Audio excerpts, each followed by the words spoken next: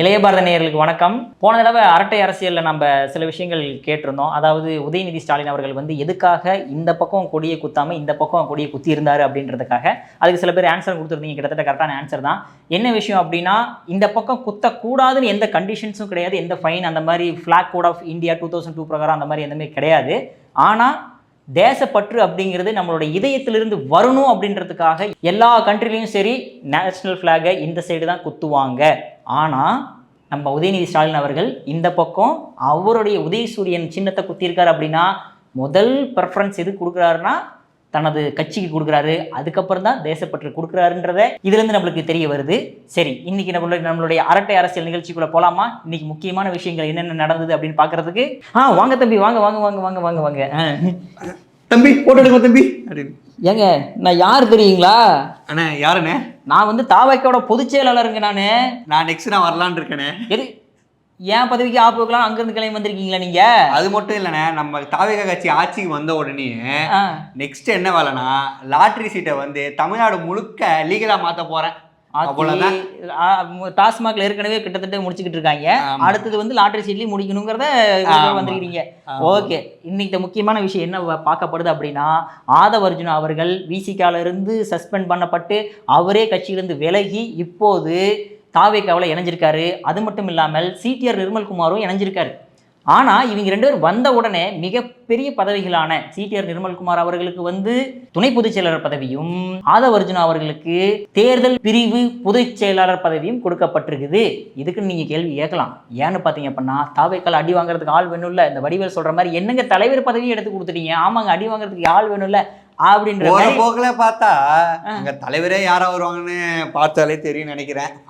ஓஹோ, அடுத்த கட்டத்துக்கு நீங்க பொதுச் செயலரை தூக்கிட்டு தலைவரா வேற வருவீங்களா? லாட்ரி எங்க தலைவர் லாட்ரி டச் கூட பண்ண முடியாதுங்க எங்க தலைவரை. சிடிஆர் நிர்மல்குமார் யாருன்னு பார்த்தோம்னா வந்து 2023 வரைக்கும் பாஜக இருந்துட்டு அப்புறம் 2023 மார்ச் மாதம் 5ஆம் தேதி வந்து அதிமுகவில் வந்து அவருக்கு என்ன போஸ்டிங் கொடுத்தாங்கன்னா இணை செயலாளர், ஐடிவிங்கில இணை செயலாளர் கொடுத்தாங்க. மேலும் வந்து இப்ப பார்த்தோம்னா இன்னைக்கு டேட்ல தாவேகாக்கு தலைவர் தாவி போயிருக்காரு. அதுவும் இப்ப என்ன போஸ்டிங் வாங்கியிருக்காருன்னா அண்ணன் சொல்லுவாரு, துணை பொதுச் செயலாளர் பதவி ஆயிருக்காங்க. 2026 என்ன பதவியில் எங்க இருப்பாரு?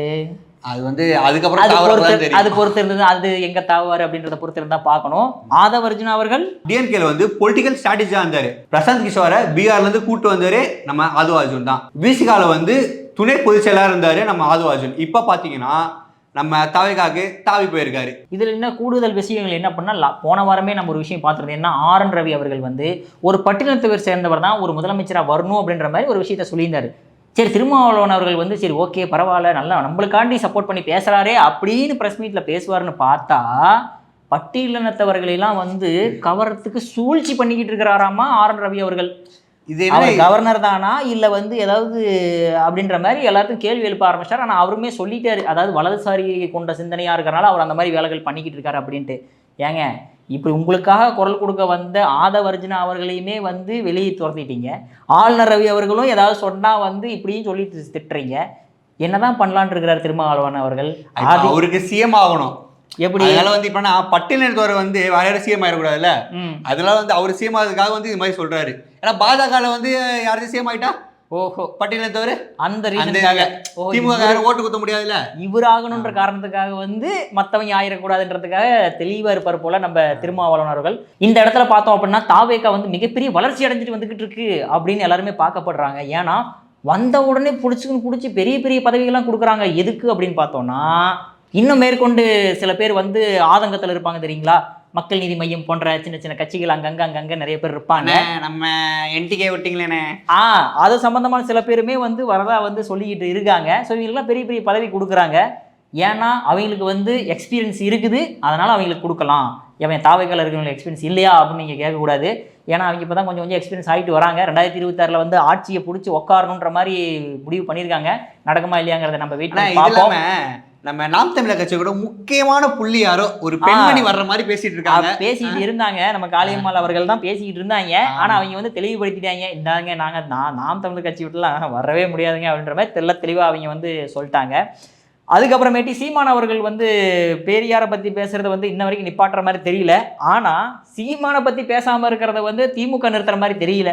கனிமொழி அவர்கள் வேண்டாம் வெறுப்பா சில விஷயங்களை சொல்ல அதுக்கு சீமான் அவர்கள் மிகப்பெரிய பதிலடி கொடுத்துட்டு யாரை பார்த்து கூலின்றீங்க, நாங்கள் கூலியா நீங்கள் கூலியா, உங்கள் அப்பாவே நீங்கள் ஏன் திட்டிக்கிட்டு இருக்கீங்கன்ற மாதிரிலாம் வந்து கிண்டல் பண்ணி முடிச்சு விட்டாப்புல. என்ன பண்ணுறது இல்லை, கழுவி ஊற்றிட்ட விட்டாப்புல. அண்ணே உங்களுக்கு விஷயம் தெரியுமா? என்னன்பா? நம்ம திருப்பரங்குன்ற மலை மேல ஆடு மாடு கோழி எல்லாம் வெட்டுறதுக்காக ஒருத்தருக்கு போய் மனு கொடுத்துருக்காங்க. யாருன்னு தெரியுமா உங்களுக்கு? யாரு மீறி போனா இஸ்லாமிய தலைவர்கள் இருப்பாங்க, இல்லைன்னா ஜமாத்தை சேர்ந்தவர் யாராவது கொண்டு போய் கொடுத்துருப்பாங்க. நீங்க திமுகவே கிடையாது இது, அப்ப கண்டுபிடிச்சுக்கோங்க யாருன்னு. திமுக கூட மனு கொடுக்கல, அப்பனா பாருங்க. அப்ப வேற யார் தான் கொடுத்துருக்கிறது? நம்ம அதிமுக தானே. இப்ப பார்த்தோம்னா நம்ம அதிமுக வந்து திருப்பரங்குன்ற மலை மேல வந்து ஆடு மாடு கோழி எல்லாம் வெட்டுறதுக்காக போய் மதுரை ஆட்சியாரிடம் போயிட்டு மனு கொடுத்துருக்காங்க. இப்போ நம்ம புரட்சி தலைவி அம்மா பார்த்தீங்கன்னா ஒரு இந்து மதத்தின் மேலே வந்து நம்பிக்கை கொண்டவங்க. ஏன்னா அப்படிப்பட்ட இருக்கும்போது இப்போ அதிமுக போயிட்டு மனு கொடுக்கும்போது இது ரொம்ப தப்பாக இருக்குது. இதை வந்து இந்து முன்னணி சேர்ந்தவர்கள் வந்து கொஸ்டின் கேட்டிருக்காங்க. யாரை கேட்டிருக்காங்கன்னா திரு எடப்பாடி அவர்கள் கேட்டிருக்காங்க. ஆனால் இன்னொரு நியூஸ் கேள்விப்பட்டீங்களா? வர பிப்ரவரி 4ஆம் தேதி திருப்பரங்குன்றத்தில் மிகப்பெரிய ஒரு ஆர்ப்பாட்டம், லட்சக்கணக்கில் எல்லாம் கூட போடுறதா வந்து எல்லாம் பேசிக்கிட்டு இருக்காங்க. எப்படி இந்து எழுச்சி மாநாடு அந்த மாதிரியா அப்படின்னு சொல்லலாம். இந்த எழுச்சி மாநாடுன்ற அளவுக்குலாம் வராது, ஆனால் இந்துக்கள் எல்லாம் ஒன்றிணைவார்களா அப்படின்றதுக்கு ஒரு எடுத்துக்காட்டாக பிப்ரவரி 4ஆம் தேதி வந்து ஒரு ஆர்ப்பாட்டம் பண்ணுறதா தெரிய வருது. இது எத்தனை பேர் கலந்துக்கிறாங்க, எப்படி போலீஸ் ப்ரொடெக்ஷனு எந்த மாதிரி நடக்க போகுது அப்படின்றத நம்ம பொறுத்திருந்து தான் பார்க்கணும். இந்த ஆட்சி எப்படி இருந்தாலும் நம்மளுக்கு பர்மிஷன் கொடுக்க மாட்டாங்களே. அதுதான் மிகப்பெரிய ஒரு கேள்வியாக இருக்குது. எப்படி இந்த திமுகவினர் வந்து இந்த மாதிரி விஷயங்களுக்குலாம் பர்மிஷன் கொடுத்துருக்க மாட்டாங்கன்னு தோணுது. பார்ப்போம் எப்படி என்ன நடக்க போகுது பிப்ரவரி 4ஆம் தேதி அப்படிங்கிறத பொறுத்திருந்து பார்ப்போம். அதுக்கு அடுத்த கட்டமாக நம்ம இன்னொரு விஷயத்தை பார்க்கணும். என்ன அப்படின்னு பார்த்தீங்க அப்படின்னா, அதாவது ASER ரிப்போர்ட் படி, அதாவது நீங்கள் ஸ்டாலின் அவர்களை பார்த்துருப்பீங்க, அன்பில் மகேஷ் பொய்யாமொழி அவர்களை பார்த்துருப்பீங்க. நாங்கள் தான் இந்தியாவிலே நம்பர் 1 எடுத்துக்காட்டு யாருக்கு, எஜுகேஷனுக்கு அப்படின்ற மாதிரி இருக்கக்கூடிய இடத்துல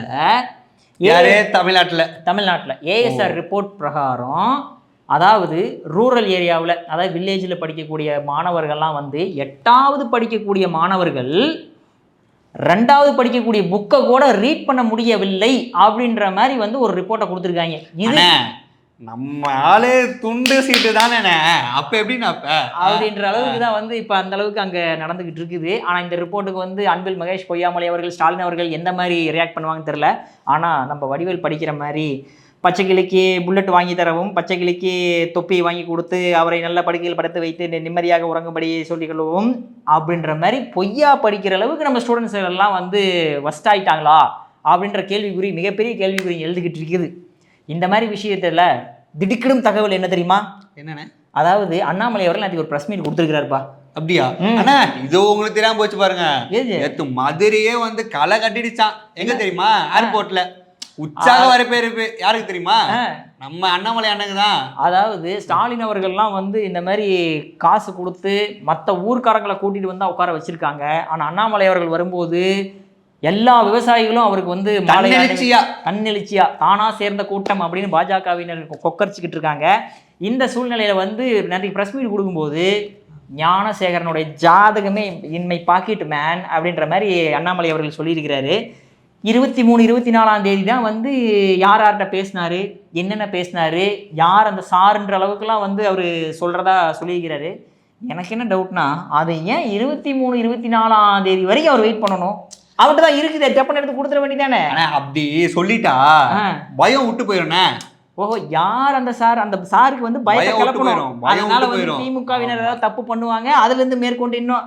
ஆனா மீடியாவை கரெக்டா புரிஞ்சு வச்சிருக்காங்கப்பா அந்த பாஜகவினரும் அண்ணாமலை அவர்களும். அண்ணே என்னடாச்சு? பேட் கேர்ள்னு ஒரு டீசர் வந்திருக்கு, பாத்தீங்களோ? ஆமா, எல்லா மக்களும் கொந்தளிச்சிட்டு இருக்காங்க அந்த டீசரை பார்த்துட்டு. எல்லா மக்களும் கொந்தளிச்சிருக்காங்களா? என்னன்னு பாத்தீங்க அப்படின்னா, பேட் கேர்ள்னு ஒரு டீசர் வெளியே வந்திருக்குது. அதாவது பெண் சுதந்திரம் அப்படின்ற ஒரு விஷயத்தை எடுத்து பெண்கள் சுதந்திரமாக எப்படினாலும் இருக்கலாம், பெரியாரிஸ்ட் கொள்கையை வந்து காட்டுறதுக்காக இந்த படம் எடுக்கப்பட்டிருக்கிறதாக சொல்லப்படுது. வெற்றிமாறன் ப்ரொடக்ஷனில் இந்த படம் வந்து கூடிய விரைவில் வெளிவரப்போகுதுன்னு சொல்லப்பட்டிருக்கு. பெண்களுக்கான சுதந்திரம் எந்த அளவுக்கு போயிருக்கு அப்படிங்கிறத பேட் கேர்ள் டீசர் நீங்கள் எடுத்து பார்த்தீங்கன்னா தெரியும். அதை பார்த்துட்டு கமெண்ட்ஸில் சொல்லுங்கள், பேட் கேர்ள் டீசர் நல்லா இருக்கா நல்லா இல்லையா, உங்கள் வீட்டு பெண்கள் அப்படி இருக்கலாமா இருக்கக்கூடாதா அப்படின்ற மாதிரி கேள்விகள்லாம் வந்து ஒரு குறிப்பிட்ட சமுதாயத்தை சேர்ந்தவர்கள் வந்து கேள்வி எழுப்பிக்கிட்டே இருக்காங்க. அது அந்த சமுதாயம் மட்டுமல்ல, எல்லா சமுதாயத்திற்கும் பெண்கள் எப்படி இருக்கணும் அப்படின்றதுக்கான எடுத்துக்காட்டா அந்த பேட் கேர்ளில் சொல்லப்பட்டிருக்கா இல்லையா, டீசரை வச்சே நம்ம படம் எப்படி இருக்க போகுதுங்கிறத நம்மளால் கணிக்க முடிகிற அளவுக்கு அவங்க எடுத்து வச்சுருக்காங்க. வெயிட் பண்ணி பார்ப்போம் எப்படி இருக்குது அப்படின்றத. உங்கள்கிட்ட விடைபெறுகிறோம் அரட்டை அரசியலில் இருந்து. நன்றி, வணக்கம். Gautham, stay tune. என் பேர் சொல்லவே இல்லையாடா? சரி பரவாயில்ல, அது ஒரு மேட்டர் இல்லை.